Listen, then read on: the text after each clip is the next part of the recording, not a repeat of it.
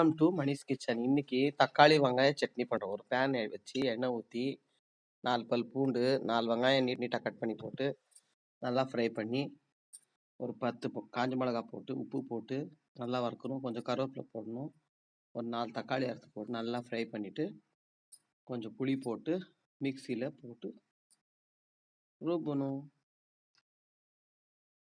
தாளித்து அதில் கொட்டணும். கடாய் வச்சு தக்காளி சட்னி சூப்பர். மணிஷ் கிச்சனுக்கு லைக் பண்ணுங்கள், ஷேர் பண்ணுங்கள், சப்ஸ்கிரைப் பண்ணுங்கள். பாய்.